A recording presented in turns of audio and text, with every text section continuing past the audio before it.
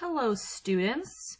I hope everything is going well with you and you are able to finish off Unit 3 successfully and be able to do well on the test.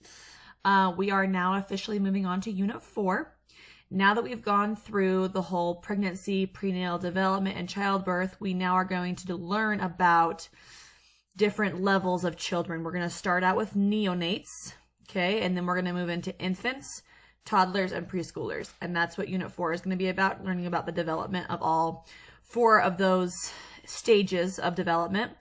And we will just do neonates today, and I will be giving you an assignment with that. And then next week we will go into infants and toddlers, and then we'll finish out with preschoolers. So let's go ahead and get started.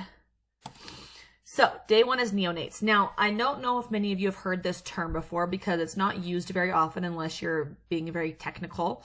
Neonates is the very, very first stage of development, okay? It's even before they're technically considered an infant. So this is a little picture of my little baby nephew, Russell. He's actually 6 months old now, but this was the day he was born, okay, or the day after he was born. So this would be when he would be considered a neonate. And I was actually going to do a really fun game with you guys, which bums me out. But what we were going to do is, since they were brand new newborns, we were going to do a little baby shower game that I thought was fun, where I would give you a clue or like a riddle, and you would try and guess which candy bar went with that. And it was really fun, and kids really liked it, so I'm really bummed out. If you, we'll kind of go through it, and you guys can still think in your head and guess, and then reward yourself with candy if you'd like. Otherwise, just kind of go along and enjoy it. Our first one is the hospital bill. Okay, so sometimes they're kind of easy. So your goal is to try and think of what candy bar you think would best be known as the hospital bill. Okay, so I'm going to give you like 5 seconds. Have your guesses? It is $100 grand, and then whoever guessed that, I would throw you $100 grand. Like, I brought candy, guys. I bought candy, and I would like toss it out to you, and it was like this really fun classroom activity that we don't get to do anymore, and I'm really bummed out, but it is what it is. The next one is conception, so the actual conception of a child. This one there was 2 options, so see if you can think of what those might be. So conception. The first one would be a score, because if you made a baby, you scored. And then the next one, because babies are a joyous blessing in this life, it would be almond joy. Our next one is going to be a woman's brain while pregnant. It's actually a common joke that when women are pregnant, they suffer from something called pregnancy brain, where they just do they do things that you wouldn't normally do, or like you forget things you wouldn't normally forget, and it's kind of funny. They kind of have like brain farts, I guess, when they're pregnant a lot, because the baby's stealing everything from them. So, woman's brain while pregnant.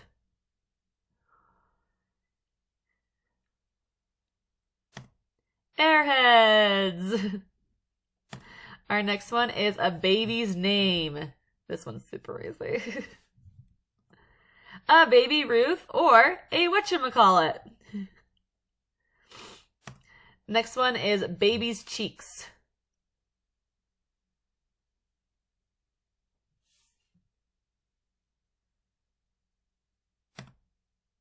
Kissables, or kisses.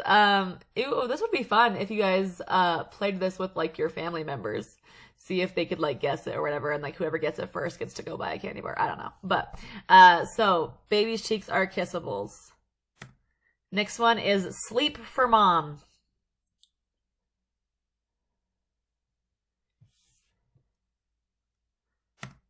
I take 5.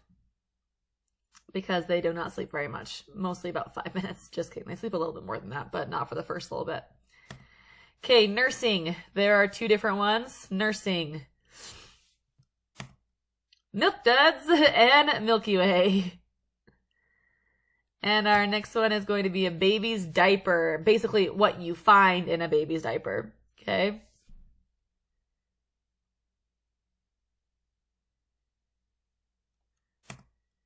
Mound and Whoppers. Our next one is what you would call the father.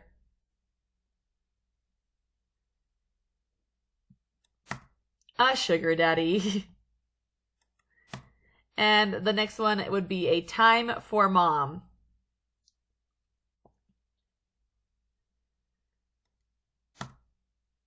A fast break.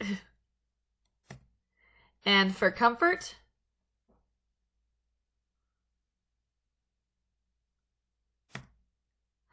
ring pop, which would symbolize a binky. And formula.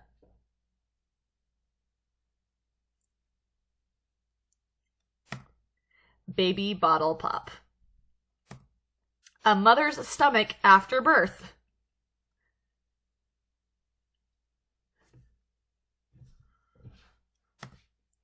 Jelly belly.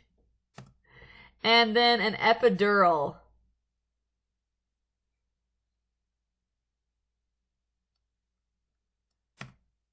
Lifesaver.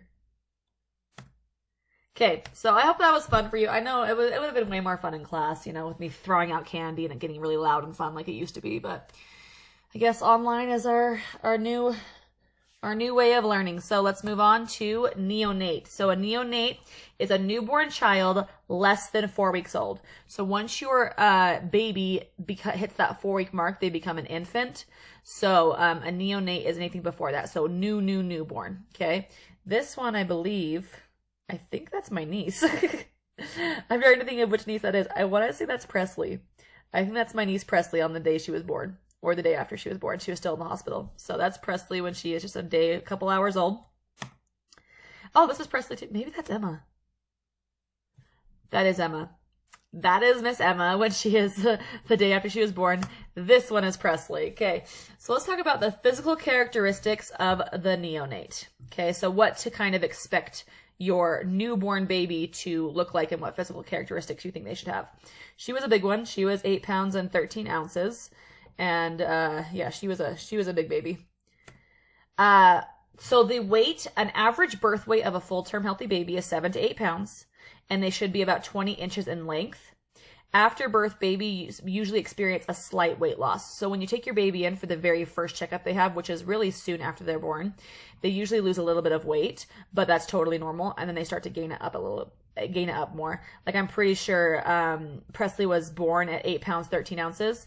And then when she went in for her very first checkup, she was like in the 7-pound range. And then she started gaining weight again. So it's totally normal if your baby loses a little bit of weight.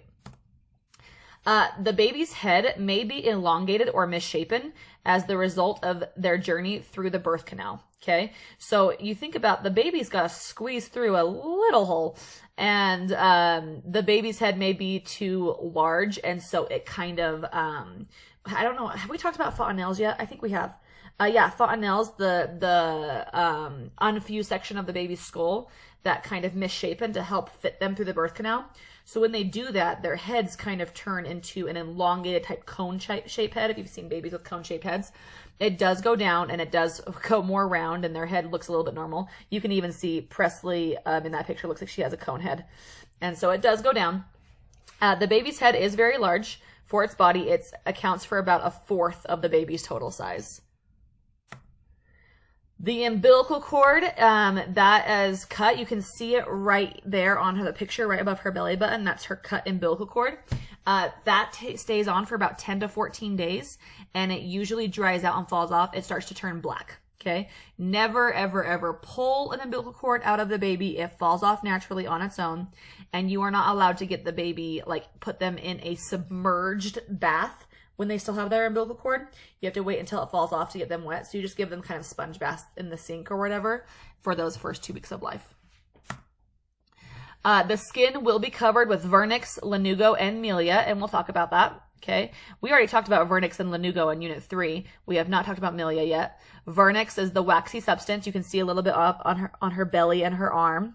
And lanugo, some babies have more than other babies. It just kind of depends. Is that white little peach fuzz hair.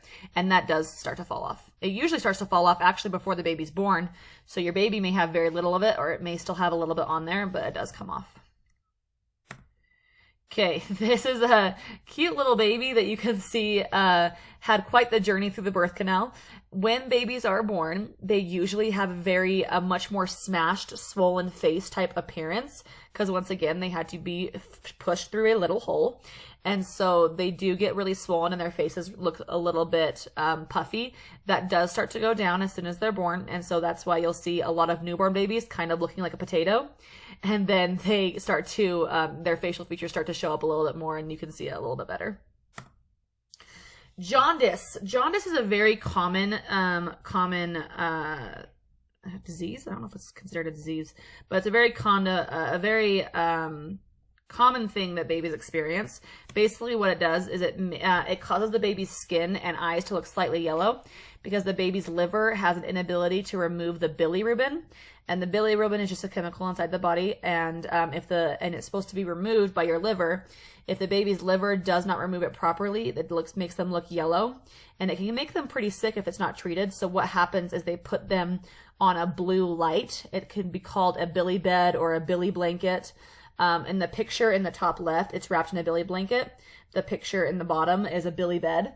It's a blue light that helps the liver break down the bilirubin in the body, and it just depends on how jaundicey your baby is. If your baby's super jaundicey, they can be on there for a little while. If it's not as jaundicey, it can be just a few days. Little Russell Poo, he had jaundice and he had to be on a billy blanket for, I think, 5 days.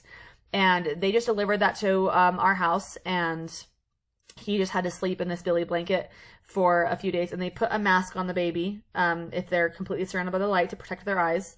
And it breaks down the bilirubin, and once it's broken down, you take them back into the doctor. They check their bilirubin levels, and if they're normal, you can take them off the blanket or the bed, whatever it is. Okay, so a circumcision is the removal of the foreskin on the penis. This is a topic of debate lately, and you can either choose to have your son circumcised or not circumcised. It depends on your personal belief system. Or what you choose, but circumcision it started out as a religious practice with Jewish people, and you would basically what they decided they would remove the foreskin to as like an act of cleanliness, and an uncircumcised penis was considered unclean, whereas a circumcised penis was considered clean. And so that's where it started, was a religious practice from the Jewish religion, and then for medical reasons people started doing it to most babies.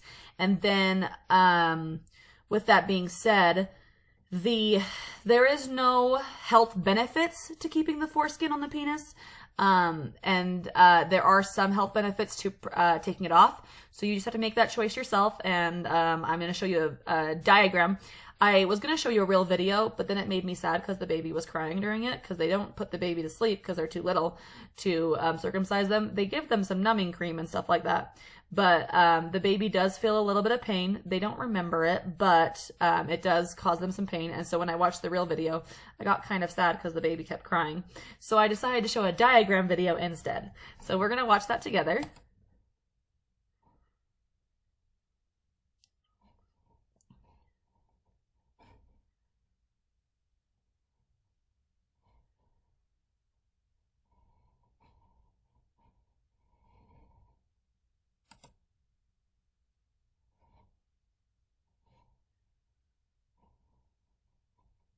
Circumcision is the surgical removal of the foreskin from the penis of your male baby. It is usually done within the first few days of birth.